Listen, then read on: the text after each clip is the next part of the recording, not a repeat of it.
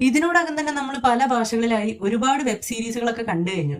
അതിൽ നമ്മുടെ favourite series ഏതാണെന്ന് ചോദിച്ചു കഴിഞ്ഞാൽ ഒരു പക്ഷെ നമുക്ക് എളുപ്പത്തിൽ ഉത്തരം പറയാൻ പറ്റില്ല. കാരണം നമ്മൾ കണ്ട സീരീസുകളിൽ മിക്ക സീരീസുകളും ഒന്നിനൊന്ന് മികച്ചതായിരിക്കും.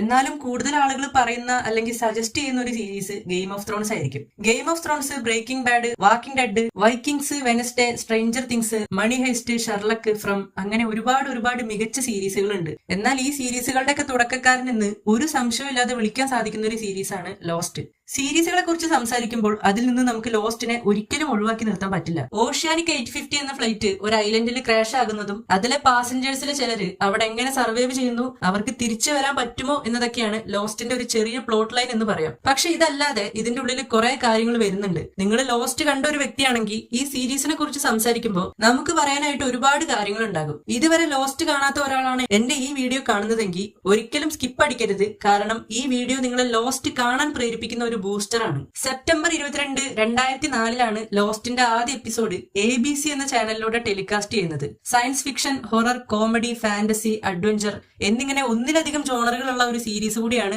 ലോസ്റ്റ്. പല കാര്യങ്ങൾ കൊണ്ടും ലോസ്റ്റ് ഒരു വ്യത്യസ്ത സീരീസ് ആയിട്ട് വേറിട്ട് നിൽക്കുന്നത് നമുക്ക് കാണാൻ പറ്റും. ഒരു TV സീരീസിൽ ഞാൻ കണ്ടതിൽ വെച്ച് ഏറ്റവും വലിയ താരനിരയാണ് ലോസ്റ്റിലുള്ളത്. ഇത്രയും വലിയൊരു താരനിര ഒരു സീരീസിൽ ഉണ്ടായിരിക്കുക എന്നത് ഒരു വലിയ വെല്ലുവിളി തന്നെയാണ്.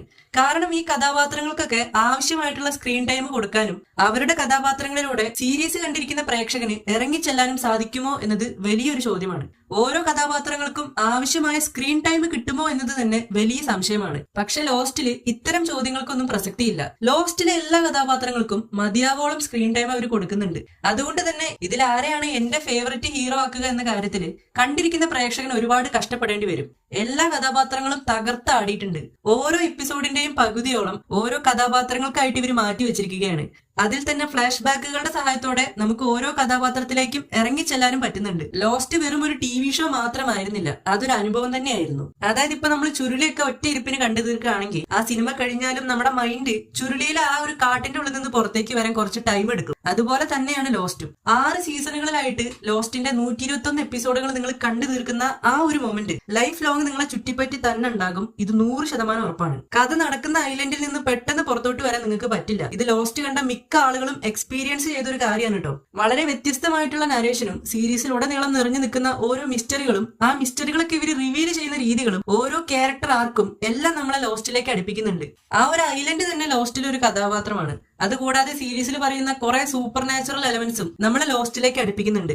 എടുത്തു പറയേണ്ട മറ്റൊരു കാര്യമാണ് ക്യാരക്ടർ ഡെവലപ്മെന്റ്. ഞാൻ നേരത്തെ പറഞ്ഞ പോലെ തന്നെ ഓരോ കഥാപാത്രങ്ങളുമായി നമുക്ക് ഈസി ആയിട്ട് കണക്ട് ചെയ്ത് പോകാൻ പറ്റും. അവരനുഭവിക്കുന്ന പെയിൻ, അവരുടെ ചെറിയ ചെറിയ സന്തോഷങ്ങൾ, അതെല്ലാം കാണുന്ന പ്രേക്ഷകനും ഒരേപോലെ ഫീൽ ആകുന്നുണ്ട്. മികച്ച ക്യാരക്ടർ ഡെവലപ്മെന്റ് കണ്ട ഒരു സീരീസ് കൂടിയാണ് ലോസ്റ്റ്. ഒരു എക്സാമ്പിൾ പറയാനാണെങ്കിൽ സോയർ എന്ന കഥാപാത്രം തുടക്കത്തിൽ എങ്ങനെയായിരുന്നു എന്നും സീരീസ് അവസാനിക്കുമ്പോൾ എങ്ങനെയായി തീരുമെന്നതും ലോസ്റ്റ് കണ്ട ആളുകൾക്ക് നന്നായിട്ട് തന്നെ അറിയാം. സോയറിനെ കൂടാതെ ജിൻ, ജാക്ക് അങ്ങനെ ഒരുപാട് മികച്ച ക്യാരക്ടർ ഡെവലപ്മെന്റ്സ് ഒക്കെ ലോസ്റ്റിൽ വരുന്നുണ്ട്. സീരീസിന്റെ സ്റ്റോറി ടെല്ലിംഗ് ആണ് മറ്റൊരു പ്ലസ് പോയിന്റ്. ഫ്ലാഷ് ബാക്കും ഫ്ലാഷ് ഫോർവേഡും മിക്സ് ചെയ്തുകൊണ്ടാണ് ഓരോ എപ്പിസോഡും കഥ പറഞ്ഞു പോകുന്നത്.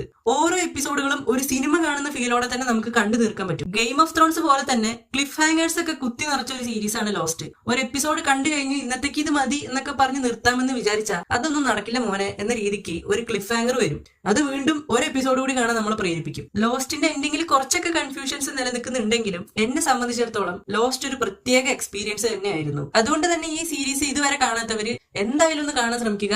നിങ്ങൾക്കിത് വേറിട്ടൊരു അനുഭവം തന്നെയായിരിക്കും. ആ കാര്യത്തിൽ 100% ഉറപ്പ്.